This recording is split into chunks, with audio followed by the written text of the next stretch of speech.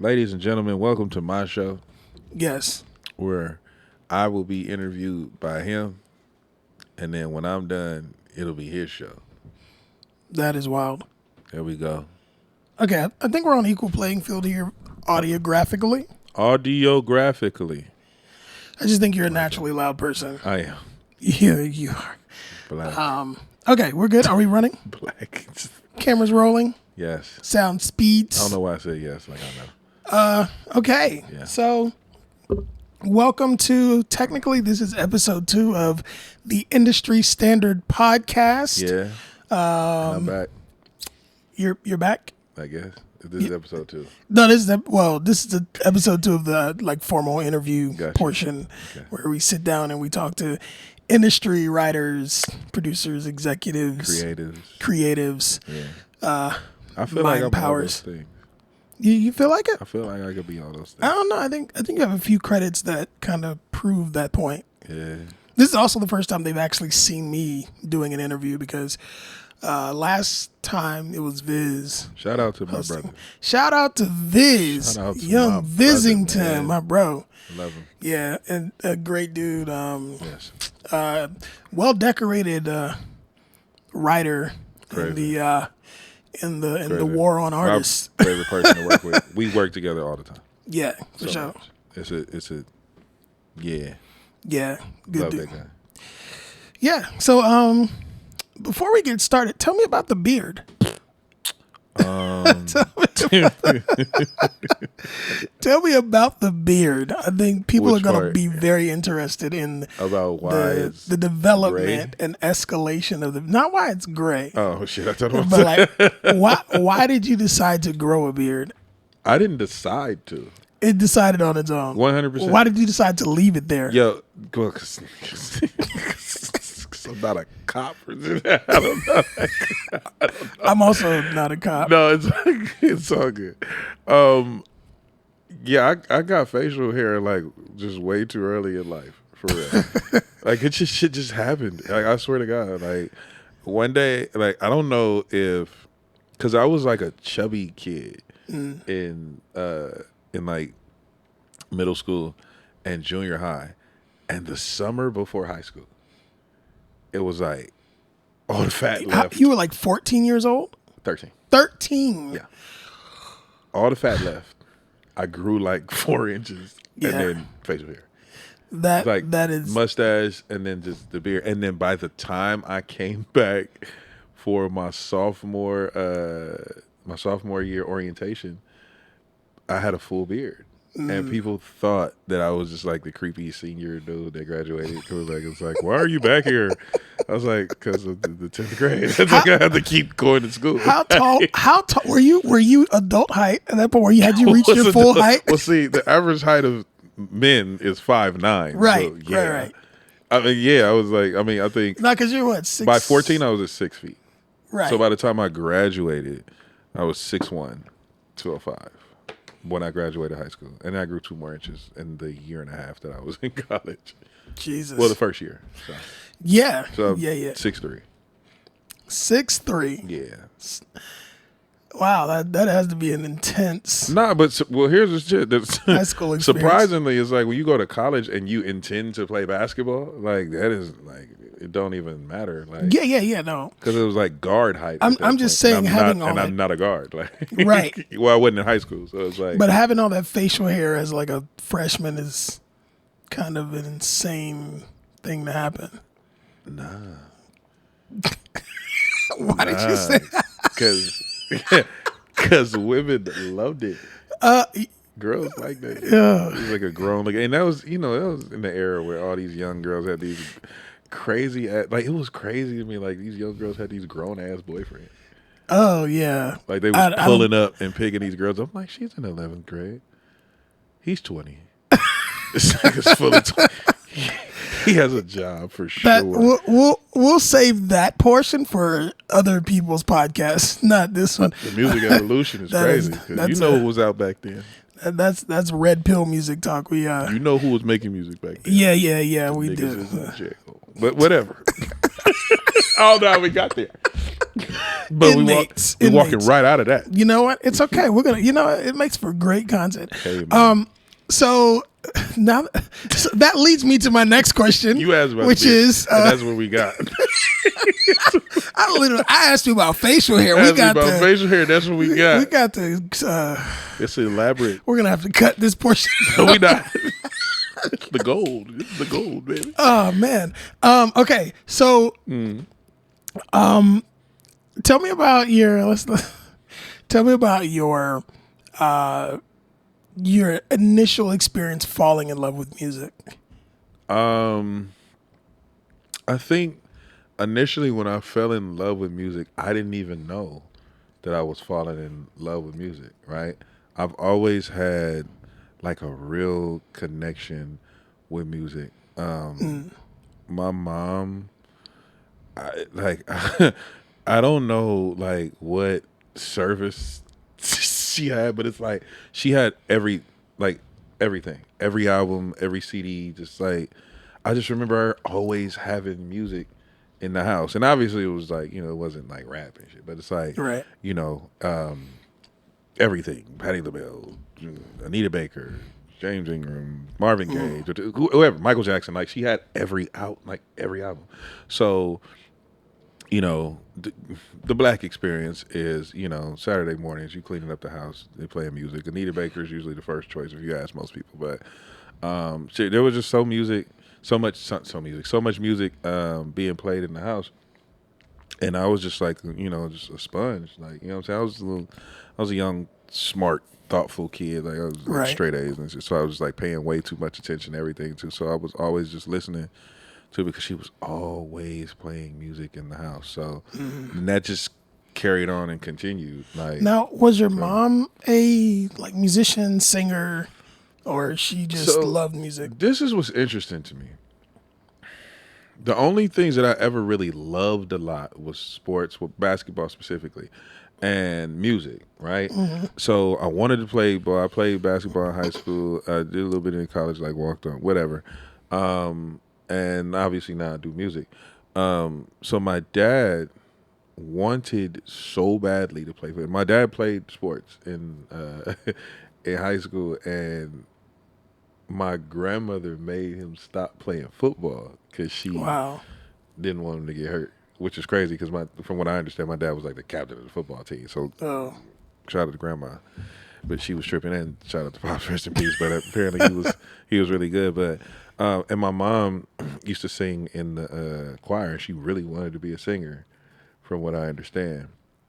But my grandmother was just like, she had gotten saved and convicted, and was just like a super church lady. You know what I mean? Like in the church, every time it was open on the board, like, she's from Memphis, Tennessee, and I live in LA. We went to a big church. I grew up in a big church out here, and my pastor was actually the presiding bishop of the Church of God in Christ. Oh, wow. And my grandmother knew my pastor out here personally. Wow. Like, that's how involved she was with church. Wow. Like, she'd fly out here when she come out here. Like, she'd go in the back and holler at my pastor. And I'm like, I don't even know this man. Like, you know what I mean? So you grew up Kojic.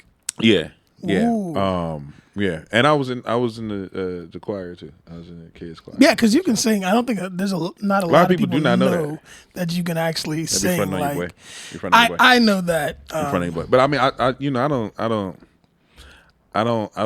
do it. I'm not an artist no more. So it's like I don't. When I get in there and we're creating, it's like the vocal producing aspect, or just like adding the subtle ad libs and stuff. Because I do that. I do that stuff. A lot too now too. I got more comfortable with it because for some reason, I as an artist, I started off rapping, right? So it was like, it was kind of taboo at the time to be rapping and singing, and I remember my mom asked me that one time when I was doing my artist thing. She's like, "Why don't you rap and sing on the same?" I was like, "Are you crazy, lady?" Like, yeah, it ain't never been a Snoop Usher ass nigga that's just ever.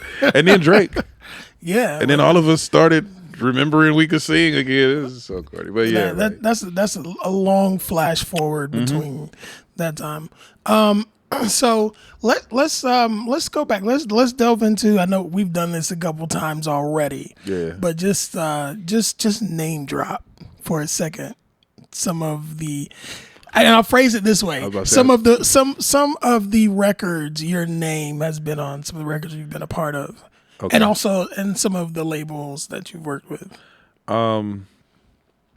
So we, I left about the first time. It was crazy because the guy that gave me my first placement was Juicy J, right? And then that was the joint that I did ended up on I did a couple joints actually. It ended up on a project that he did with Wiz Khalifa. So there's that. I work with Symba a lot all the time. Shout out to Symba. I was working with Game. Shout out to Game. Done some stuff. 2 Chainz. This is where we start running out of names. I'm so not good at the name dropping thing. No. But okay. Just a lot of people, bro. We Sure. worked with a lot of artists, man. A lot of labels, Rock Nation, Atlantic, Warner. Yeah. Epic. I love a lot of people, bro. Yeah, of course. And the reason I do that is just so people can know. Yeah, because people care. People care. People do care. They they be wanting to know where they can place you at. Exactly. And so it's cool, I get it. The whole purpose of this podcast is to, especially this forum, is to talk to the people who don't have an idea of how to get in the music industry, or where to begin, who to look for, who to talk to, how to get their music at a certain level so that they can even be competitive in this market, and how to really stay abreast in the ever changing music business, because it is very much the landscape is changing. I think that's the most important part though, is learning how to stay in it, right? Because it's so many different ways that we all kind of just end up in this thing, right? How it happened for me, even when I got the placement with Juicy J, it was just a matter of me sending somebody my music just because they was asking for it. Like when the guy was telling me like, "Yo, I'm playing your stuff with Juicy J," I didn't even believe that nigga. Shout out to my dog Tim, but I'm talking about, bro. Like he was like, "Bro, I'm working with Juicy J," and I was like, "Okay, nigga, just right here he we was go." Like, but I like your song. Send me some more music. But I kept sending it. And then one day he called me and was like, "Bro, what you doing tonight?" And I was like, I was coaching kids basketball. And I'm like, I'm coaching these kids in this game tonight. He was like, "Well, what time you done?" I'm like, 8:30 or something. So he was like, "All right, well, I'm going to come get you because Juice wants you to go to the studio." And I'm like, Juice. For real? He's like, "Yeah, I've been telling you." I was like, "All right." And dude, 100% was in that parking lot at Necker Rec Center. Wow. And was like, I'll never forget, he had a half a pint of Hennessy. Had a box of wine, Black and Mild. Now, were they wood tips or plastic? At this time, I think they might have been wood tips.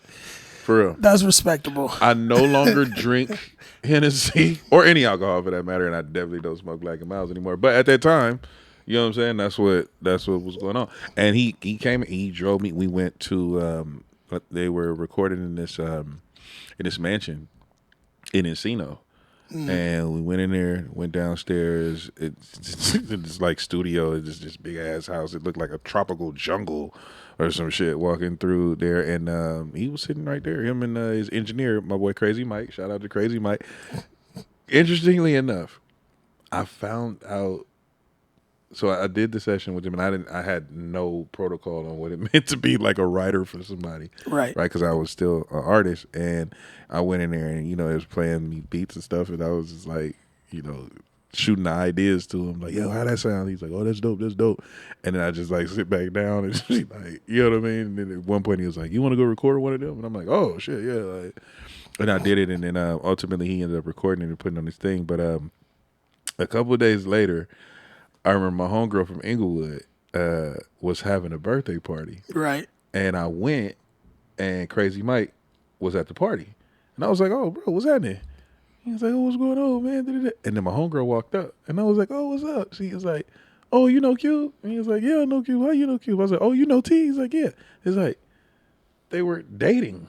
I was like, wow. How weird is he? He was like, "Yeah, he just came to the studio with Juice." And I was like, "Oh, that's crazy, man." But yeah, so shout out to Crazy Mike, man. Shout out to Crazy Mike. He's been Juice engineer for like forever. Like most people in Memphis know Crazy Mike for real. Legend. That's dope, man. Mm-hmm. So you grew up in Inglewood. So you grew up out here. Inglewood, South Central area. You Yeah. know, I'm a LA native for sure. West Side, baby. Yo, yeah. So interesting. I mean, I'm an East Coastian. I would call myself a Philadelphian by way of North Carolina. Sound like Grew up in. All right, calm down. I grew up in North Carolina first 18 years of my life, and then North Carolina. Moved to North Carolina. Like Big Mike from the Wood. Yeah. Uh-huh. Yeah. Here you are. And then so it's been a really incredible journey full of like ups and downs and ebbs and flows. So how do you feel that your upbringing in Inglewood has affected, Inglewood and South Central, how do you feel like that's affected your creativity as a writer? Ain't nobody ever asked me that before. You're welcome. Thank you. Nobody ever made me give the credit back to Inglewood or South Central, but no.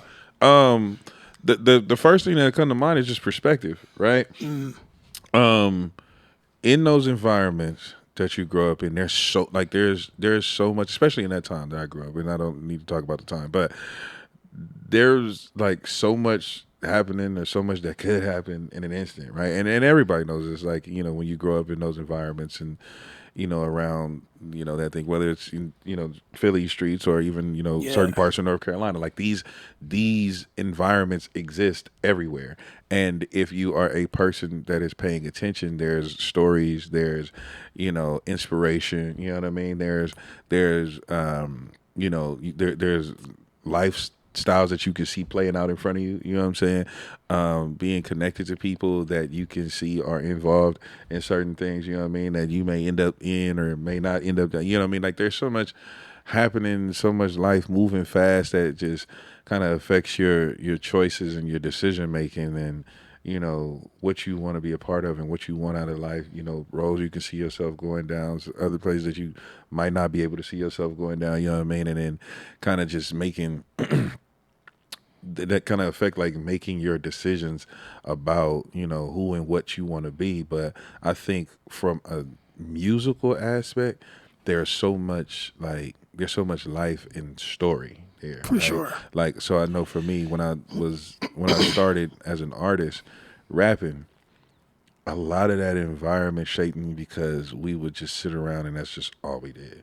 Right. We'd just be in the car rapping. We did it. And I'd been in some of them areas where you rapping against other niggas and I used to get confident enough to where like I'd be somewhere and I see people rapping, I pull up on them, like, hey, you know what I mean? Like, right. You go to the house party and it's like, oh, a certain song come on, you get into like a little cipher. So it's like there's so much there. And then honestly, when it comes to music, that's the bright spot for a lot of those, places of, because sometimes it's be saddened, you know what I mean? You losing people, you know what I mean? There's violence, there's drugs, there's, missed opportunities, you know what I'm saying? Sure. Like, there's a lot that goes on that gives you a lot of context, you know what I mean?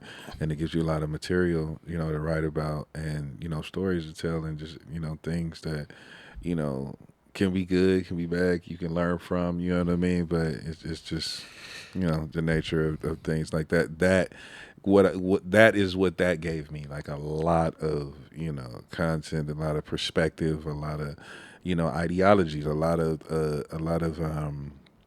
code, a lot of theme, you know what I'm saying? A lot of integrity, a lot of mindset, you know what I'm saying? A lot of wisdom, you know what I mean? Like it's a lot to pull from them for those places, you know what I mean? And I've seen you pull from those places because we've worked together quite a bit. Yeah. I want to segue from that into like talking about what kind of struggles you faced in this game, as because I think that's the a lot of people who are trying to get into this industry want to know, right? Like what is it that they're up against, and you don't have to. I know there's a lot. I have had my own. So just give us kind of like hit some of the harder things that you faced and how you dealt with it.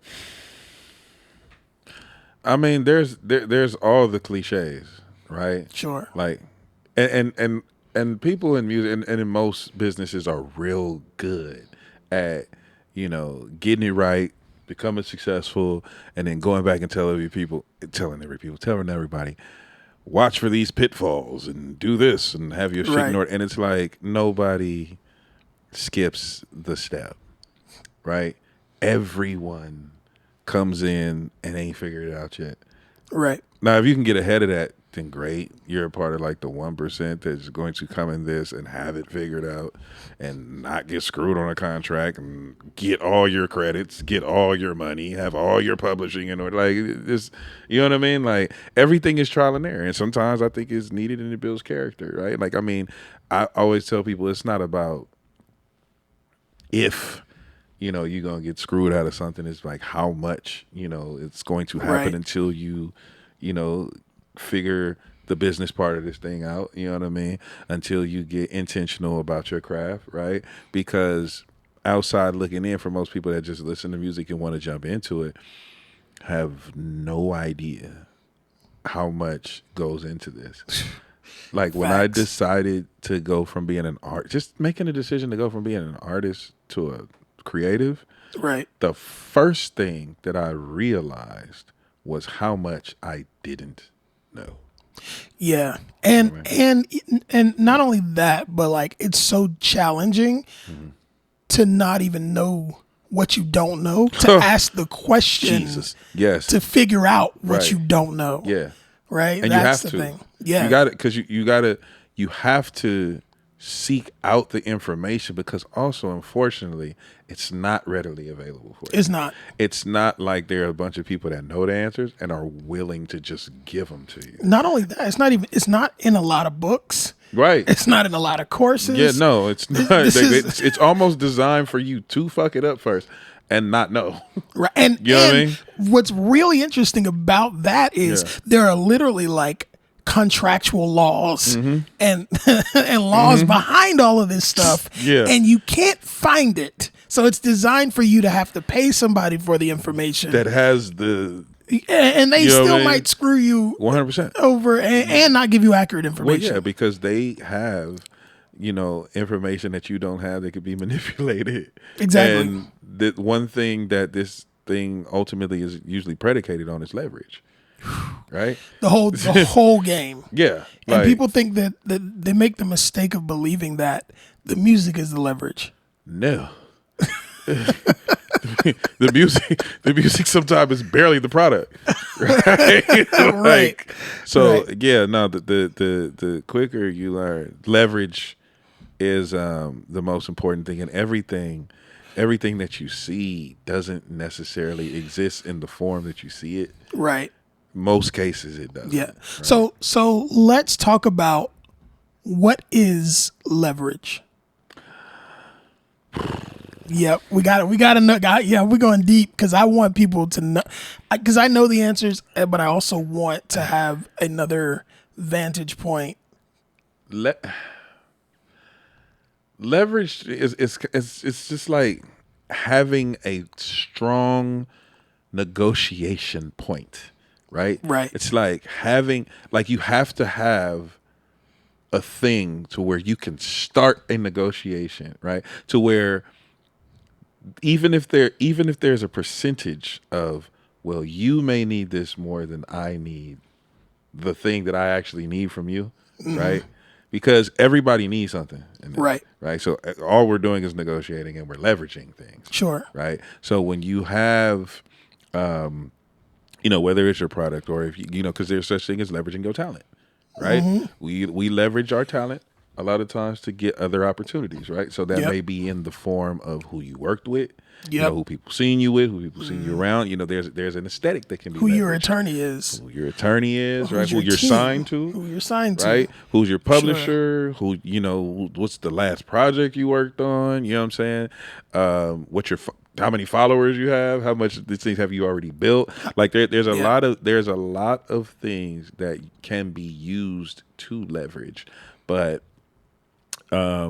in every situation, depending on what your intent is, right? Knowing what your gauge is and from where you can leverage that thing to negotiate. For sure. I think that's a good place. So here's my question to you. Another hard question. Oh shit. Okay, so as someone, and Was that close to the realize giggle? this. Yeah. Giggling. As someone who didn't grow up on the West Coast, I appreciate how proximity gives you access, right? So there's a lot of people who live in the Midwest on the West Coast who don't have that proximity to being so close to, like, now I live in Studio City, so I'm very close to a lot of studios. So my question to you is, what advice would you give an up-and-coming artist, producer who does not live in California, who does not live in LA? What is your advice to them about how to get seen, how to get noticed, how to get placements, or whatever advice you can give? Like, how do they get to the next phase of their career if they're starting out at ground zero? I mean, I don't think you necessarily have to be in LA to make your thing work, right? Social media is a tool, you know what I mean? That you can use to grow your audience. And, I'm not even going to pretend to be the expert on how many different things you can do step by step to, grow your other. Now, there's some, marketing ideas and tools that are kind of, universal, that some of us know that can be like, hey, you should do this to engage, and you know what I mean? Because I don't have to use it as much, but I mean, there are some people I'm like, yo, you can probably benefit from doing this and doing that, right?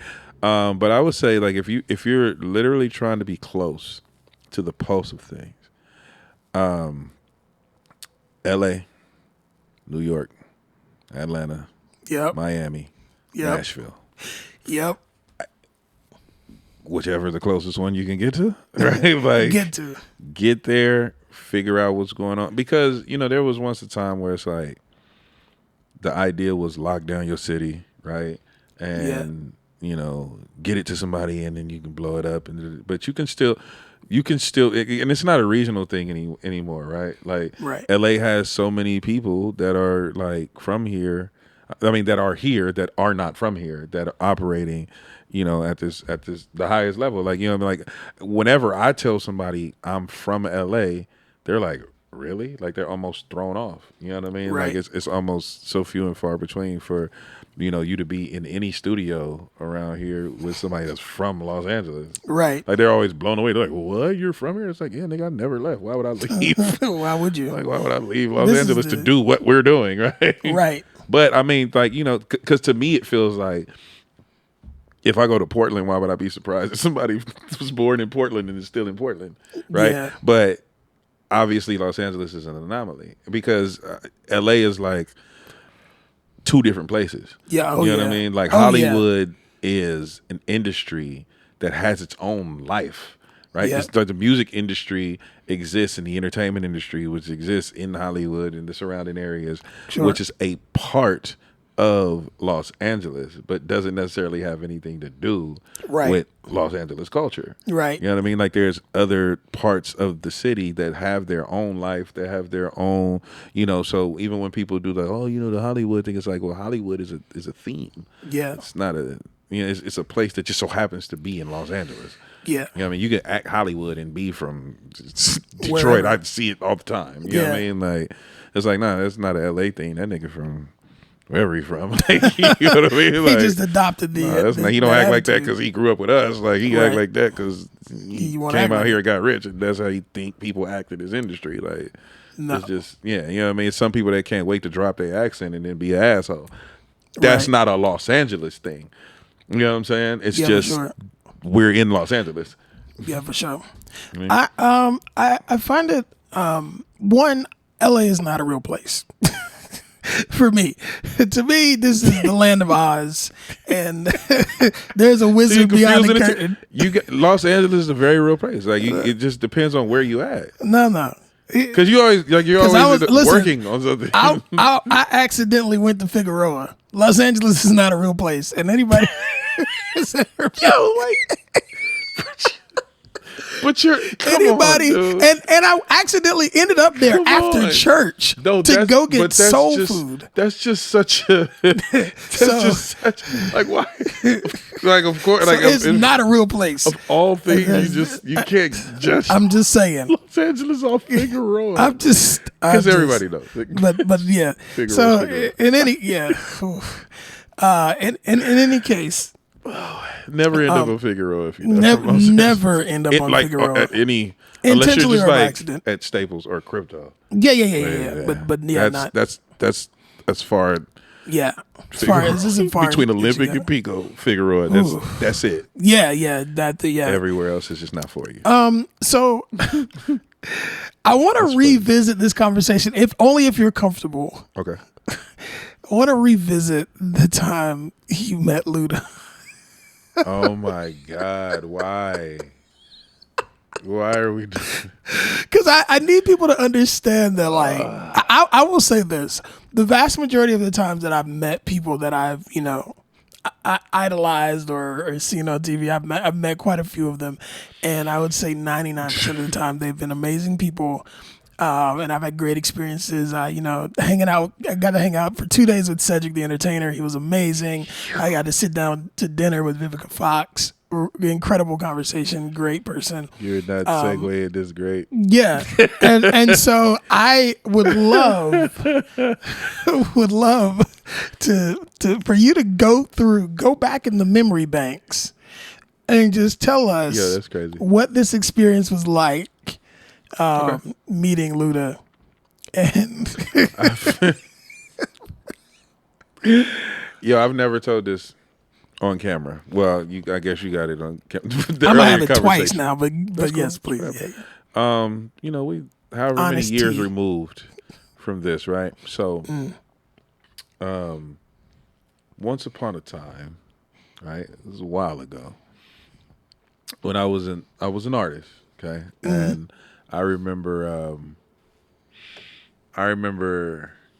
going with my brother and some of the homies to Vegas. I think it was the first time they did All-Star Weekend in Vegas. And I remember my girl at the time went, and I was like, I didn't want to go. But then I ended up going with the homies. So my thing was her and her friends were going to this party because actually her friends had way more pull than me and the homies did at the time. So there was a party at the Hard Rock Cafe joint. Mm-hmm. I think it was for like Paris Hilton or something, and I think Luda was performing.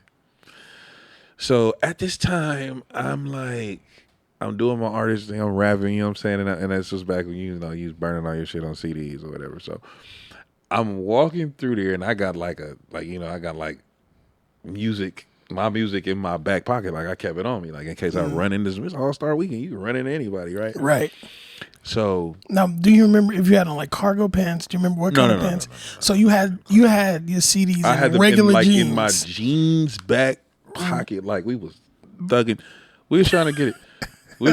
And that was not the only situation I ever been in where I did that either. I can talk to you about Gilbert Arenas' 25th birthday party in DC. Hello, but whatever. I just had CDs in my back pocket. I remember this. But anyway, so we're leaving, and there's like this little tunnel exit, right? And I think this was probably like one of the first like experiences I ever had when it's like LA people had this thing, right? And I think this is the first time I kind of like recognized it. But we had this thing where it's like we don't get starstruck like that. So it's like everywhere we go, we just kind of in there like we supposed to be there, right? So I remember we're leaving and Ludacris and Lorenz Tate are talking. And it's me and my girl at the time.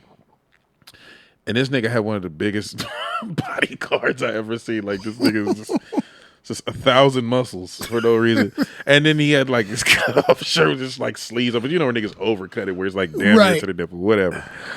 So he's just buff ass nigga, and he's just looking happy as hell because it's just, I guess, very important people were walking through there, and at the time I wasn't a very important person at all, right?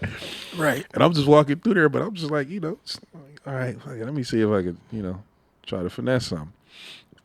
So I'm like, I walk up to bro, and I just remember he had the biggest smile on his face, like he was meeting somebody important. And I was like, yo, my dog, he's like, oh, what's up, man? What's going on, brother? I was like, what's up? All right, what's happening? I was like, yo, you mind if I go talk to, holla at Luda or whatever? And he was like, oh, yeah, no problem. You know what I'm saying? You talking to Riz right now, but just go ahead, man. You go do your thing. I was like, that was easy. Right. So I was like, all right, cool. So I walked over there.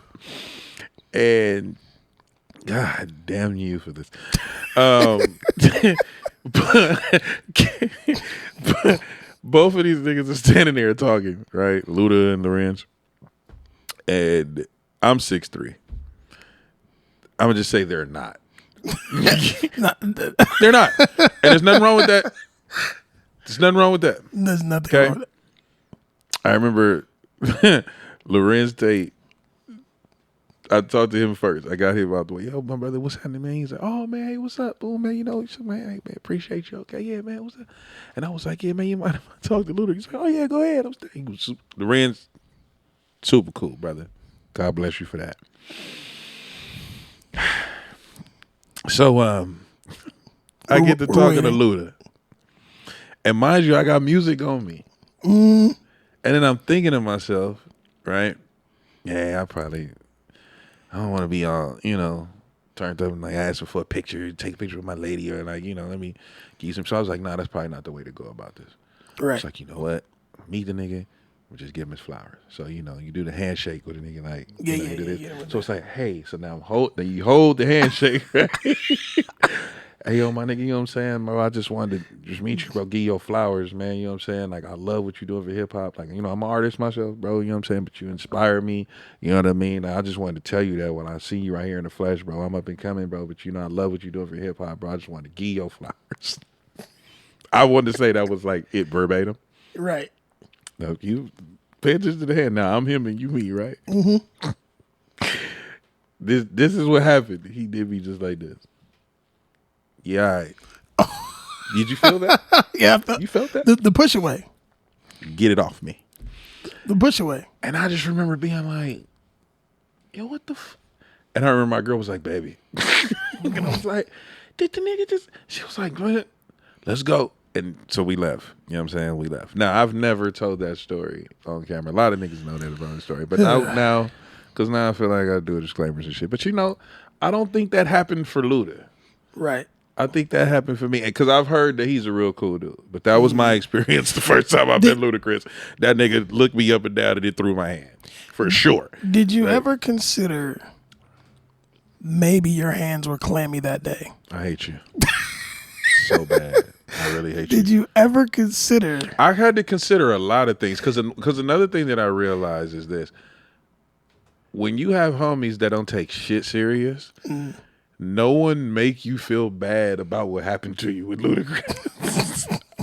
I came over and I told a bunch of my homies, and I thought I was gonna get like real life empathy. They was like, "Nigga, that nigga didn't want to talk to you. Nigga, that's Ludacris. Nigga, he's just a nigga from Inglewood." I was like, "Thank you for your support." He was also outside, and yeah, he was, and I mean, I can understand that now. Like, you know what I'm saying? It's possible that maybe you over lotioned that day. You know it's possible he just didn't want to hear all that shit. Like he just, I could understand that, but that doesn't mean that I have to be over it. I've never let that go, and I hate the fact that you made me tell that. You never let it go, but he definitely let your hand go. It never happened to him. He let your hand go. He threw that one. He was like, "This is a hand that I no longer want to shake. Yeah, it's been too long." And I can understand that. I've never thrown another nigga's hand because I had it happen to me, but I've definitely escaped a few handshakes before. I 1,000% have. Yeah, I've had a nigga hold my hand for too long. And also, you got to consider maybe his hand was. Oh God. I don't know if I can say that on camera. You got a lot of you got to consider. Yeah, you have to consider that maybe his hand was a lot. Come on, I think you have large hands, and maybe his hands wasn't. Man, look, I ain't. Maybe they weren't. But it was like one of those. I guess it could be classified. Because remember he did the video with the.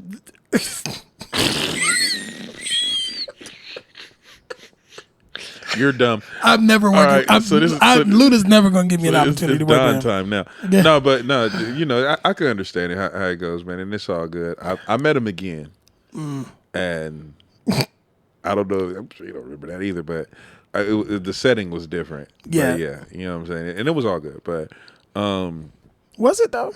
yeah, I feel like you held a grudge. I definitely had a grudge in my being, in my state. Like I never forgot. You know what I mean? You like Sweeney I didn't hold Todd. that nigga hand that long the next time I see. Matter of fact, I gave him a fist bump. You never forgot, and Like, you never forgave. Never.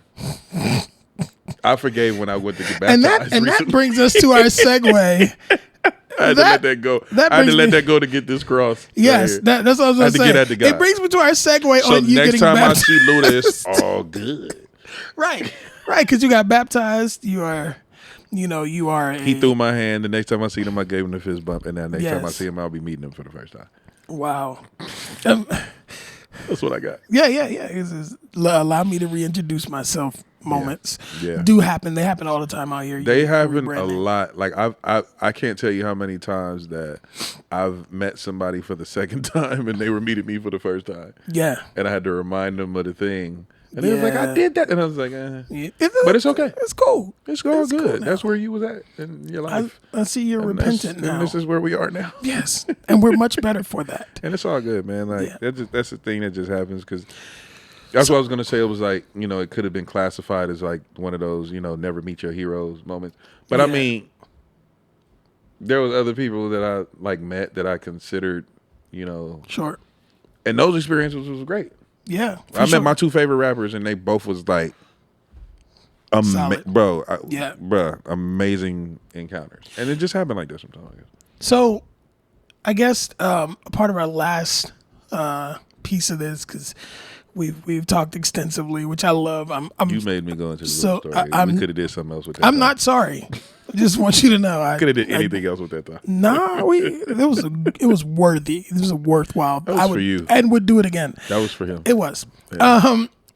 Tell, I guess, people, you know, what you feel like the best or most rewarding part of this is, and why they should continue. If they're pursuing a career in being an artist, a writer, a producer in this music industry, because there's so much and there's so many things one could complain about, but on the flip side of that, there's so much greatness in this. As far as you know, as far as I know, as far as you know, Yeah. my experiences have been. Tell them, you know, from your perspective as an industry professional, as someone who has achieved a lot in arguably a short time, what drives you and what they should, you know, seek and why they should continue. I think first and foremost, I think it's different for everybody. But to what you just said, I think the first thing they need to know is why, right? And the why has to be bigger than them, right? It has to. It can't just be, you know. I mean, and I guess that just depends on what you want from it, right? Because there's some people that just want to get some money, so it's like, okay, run your play, right? Some people that want to be the biggest star in the world, and it's like, okay, well, you know what that comes with. You know what I mean? Or you should know what that comes with. You should, like, I'm an advocate for studying, right?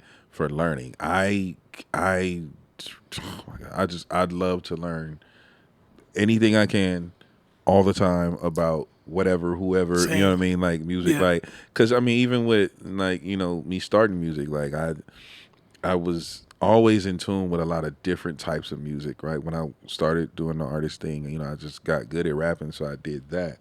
But now on the creative side, like I'm back into being more expansive. Like I want to do everything because I study all kinds of music. I've always been eclectic. I've always listened to, you know, everything. So, you know, I just like falling in love with the process for me is always the thing that I know will bring me back Right. to doing it, right? Right. Like this, the original feeling of it, right? It's something that'll keep you there. because it can get ugly. Like you said, it's a lot that you can complain about. It's a lot that can happen that goes wrong. It could be a lot of letdowns. There's a lot of days where it's like, what am I doing this for? And there can also be a difference between it being a hobby and a career, right? Sure. But you have to know why it is important for you to even want to pursue this at all. Because there's going to be a moment where whatever thought you had about how it's going to go, it's not going to go that way. And the only thing that you're going to have left to go to that studio session is what you already had. Right. What you already did. That moment Sure. you already, you know what I mean? Like, and the people that you're going to reach and you're going to touch, like it already happened. Right. You know what I'm saying? Like you already know that you're good enough, or you already know that you want to be good enough, right, to pursue it.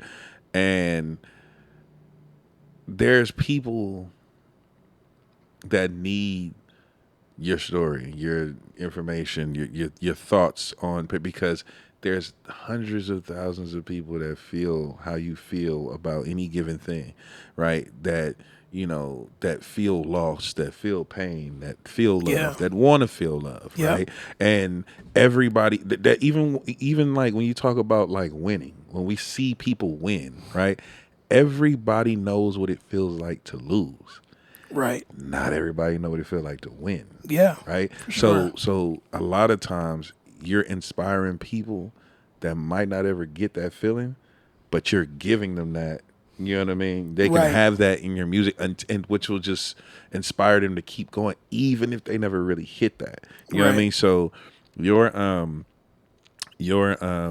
the thing that you have to give to the world, is unique to everybody. Oh right? man, it's unique to everybody. Like, so unique. Like talent is subjective, and I mean you can recognize talent. There are people that are just kind of talented, right? Yeah. But the amount of it, or who's the best, or this or that, it's not like you can. This nigga score 50,000 points. Like, you got trophies, right? You got people that have done a lot of things, but I'm sure like you've been in a room with people that have achievements, and they still look at you and go, "Damn, bro, you're a hella like, how do you do that?"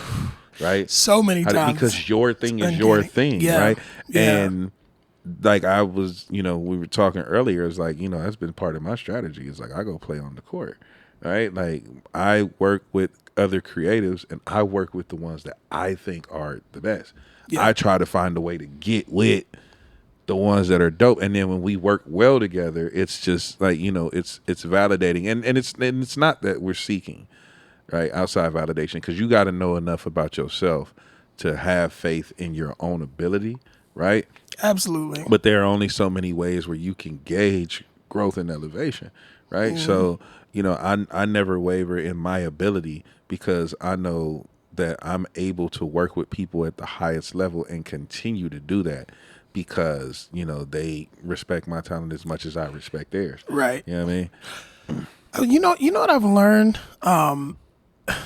The one of the biggest things, one of the biggest downfalls of creatives is imposter syndrome. Like, so for instance, when I wrote the book, which, shameless plug. You gonna tell them the name of the book? You might as well have this way. Behind the Curtain, a proven guide to breaking into the music business. A proven guide. So when I wrote that, there's a section in there where I talk about something that I realized about myself. So when I was actually writing a novel, and what I realized is 99.99999% of the time, people don't get writer's block. They get imposter syndrome. Think about this. Break it down. If let's say you're writing a song, and you're like, oh my God, this is trash. And you're like, I'm just stuck. I don't have any more ideas. You don't ever run out of ideas, actually. Right. You just keep telling yourself those ideas aren't good enough. If you were to just step away from that and come back the next day and listen to it, a lot of times you're like, yo, I was tripping. 100%. This is actually dope. 100%. And that imposter syndrome also translates to, I'm in this room, but I don't think I'm good enough to be here. Come on now. And I had to realize, being out here, it's like, if I'm in the room, it's because I'm supposed to be there. That's it. And I didn't tell myself that. L.A. Reid did. Shout out to the OG. And you know LA what? Reid. I had to have somebody tell me that too, because the we talked about that earlier. Like I got thrown in the fire when, and you've made me drop enough names, so we not gonna go there. I got thrown in the fire the first time I decided that I was gonna do just the writing thing. And my cousin, shout out to him, my cousin Cass.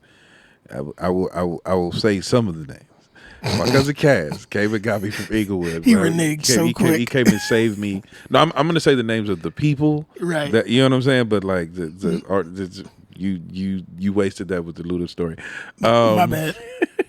But in this particular setting was the second time I read into it. But regardless, shout out my cousin Cass came and got me from drinking Hennessy and smoking Black and Milds in Inglewood and brought me to the studio session where there were a lot of people that were, some were artists, you know what I mean, and some were just like, there to, work on, the writing aspect. And the funny thing is, most of the people that I remember being there now were either went through their artist phase already at a high level or transitioning to the artist phase now, right? So I just remember being there and thinking to myself, these people are so good, I'm not good enough. This is probably not it for me. You know what I mean? And I could shout out Ant Clemens. Shout out Sam Hook. Shout out Sebastian Cole. Yeah. Shout out Mike J. Shout out Major. Shout out Dion Gill. Shout out Two Gun. Shout out Jeff Giddy. Okay, all of these people were there. And I was there every day, just like, and that was my opportunity to sit. Wait, and let me just interrupt you for a second.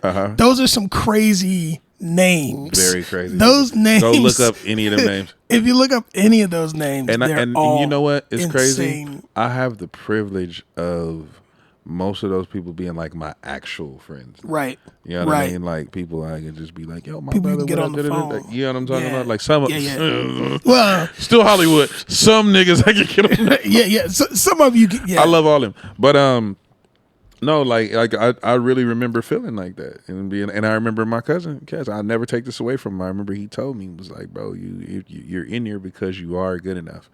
And the thing about it is somebody could tell you that. Right? Over and over and over and over and over and over and over again. Until it really registers with you. Right. You have to internalize it. You have to internalize it. It's going to be rough. Yeah. It's going to be rough. Yeah, rough is an understatement. and things, tangible things have to happen to feed your faith. Yes. So, but in order for tangible things to happen, you have to keep showing up.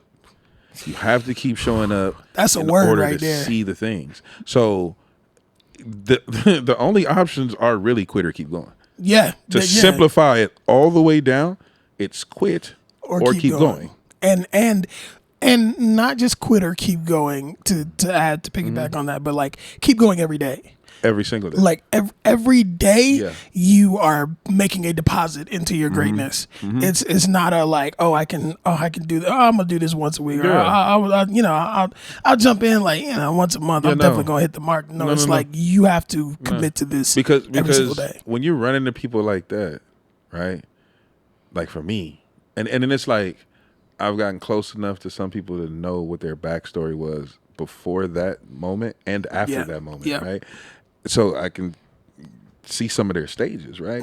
But what I do know is that in the moment that I was there with them, how much they'd already mastered that I hadn't even learned yet. Right. You know what I mean? So you think about how far behind you are with somebody that is ultimately your peer. Yeah.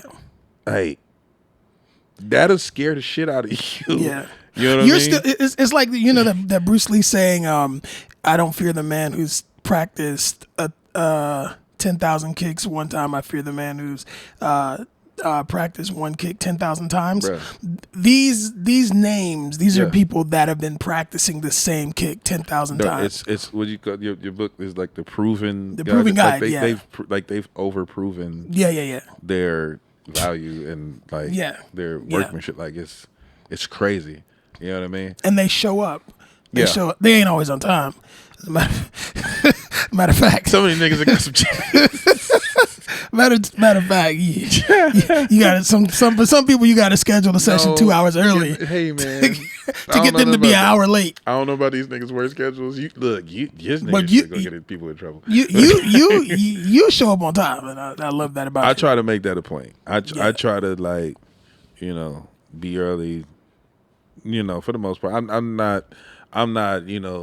I mean, I try to be punctual more times than not, for sure. I'm not gonna say I'm 100% the first nigga in the room, or whatever, but I usually try to be though, and I usually try to be there until everything is done. For real, I'm pretty thorough about it. I mean, I try to be as professional as possible, man. It's the salt in my beard. It is that make me like that. Wisdom.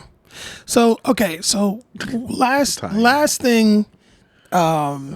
Anything you want, you have the floor to just give a piece of advice, that may be, not a run-of-the-mill piece of advice to people trying to get into the industry, but something that you found. It might be a tool that you've used that has gotten you to this point in a very successful career. Intention. Be intentional. Be so intentional. Like everything that you think doesn't matter matters. Even to the be obsessive about it. Like know exactly what it if you're an artist, go to the furthest detail of what your music is. Be so sure about it that don't nobody have no questions for you.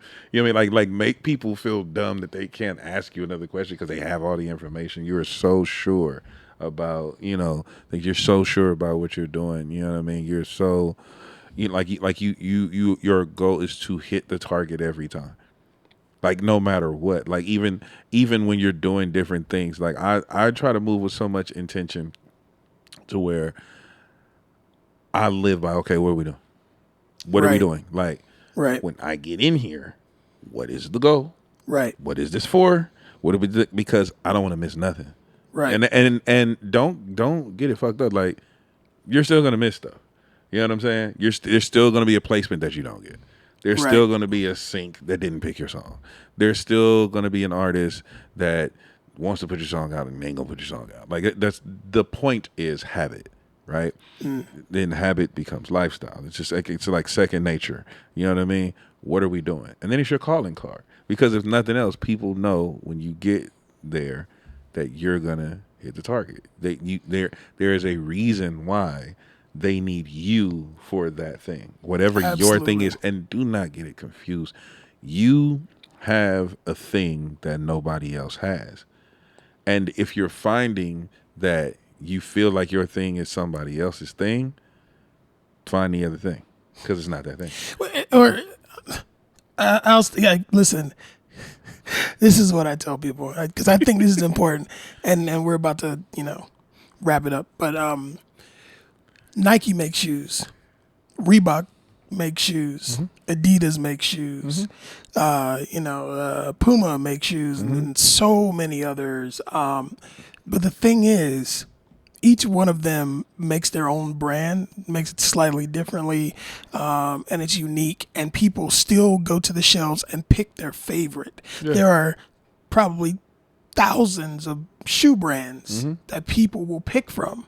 So for me, it's like I'm a producer, but I play keys.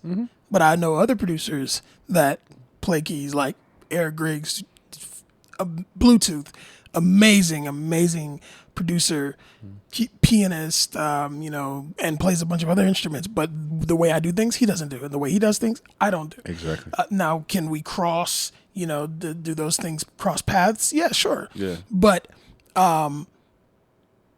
what I do is unique. Yeah. And what I bring is unique. So to your point, it's like, even if you do the same exact thing as somebody else, the way you're going to view it, your perspective is different. And so that is going to separate you, and just keep building that. If you're a Nike, be a Nike. If you're a Reebok, be a Reebok. If you're if we getting away with product placement, we had the restaurant conversation earlier. How many items? Yeah, are exactly. on the In-N-Out menu? Yeah. But then, even to your point, we talked about the Jack in the Box menu. Like, it's the most wild shit on it because they understand who's eating Jack in the Box. Right. So when you pull up and you see this munchy meal menu, they know niggas is drunk and high coming to Jack in the Box at 2:00 in the morning. They know. The same reason In-N-Out knows most people don't want to be overwhelmed with options, which Facts. is why there's hundreds of people that have sit in line to already know what they're going to order. Yep. Because you have 4 options. Literally. You have however you want this burger, however you want these fries, whatever kind of soda you want, whatever kind of milkshake you want. Yep. That is most people. And that is it. Taco Bell, I don't feel like choosing between a Mexican pizza and a goddamn chalupa today. Now they adding more shit. They got chicken nuggets, chicken fries and shit. You know what? I want to go to In-N-Out because they have to think like, so man, like knowing and living in it. Like In-N-Out could make more shit. They could easily be like, we finna drop a new, and they're like, nigga, for what? We got this. This is working, and it's gonna work until it's done working. Right. You know what I mean? Well, and that being said, this concludes this segment of the Industry Standard podcast. Absolutely. I want to extend my deepest, most sincere thanks to you for being a part of this episode of the Industry Standard podcast, bro. You're doing incredible work in the industry. I appreciate it. And just as you had a friend it's all God. Yep. It's all God. It's all God. It's all God, bro. Like, that's another thing too. You need faith. Yeah. Believe in something. Believe higher in something. than yourself. Yes. Also, I just want to forewarn anyone else coming on this show. He's going to ask you about something you didn't intend to talk about. So just be prepared. Just be prepared to just air something out for the first air it time. Out. I gotta get some. And this is how long I held this nigga. and his hands are clammy. I'm kidding. Let me Luda your hand right now. Shout out to Ludacris. Yes. Big shout out to Mackie and Warm Audio for helping to make this possible. We really appreciate you guys so much. Shout out Mackie. And to the viewers, thank you guys. Subscribers, make sure you subscribe. Stay in touch for more content. We'll be bringing you more industry professionals, and I might have Cube on as a special host to interview somebody else. Yeah. Somebody else's business? We might do it. No. You never know. Till then, till next time. Let me know. Peace. That was cool. That was fun. Are we off the air? Thank you. I guess my phone ran out of space.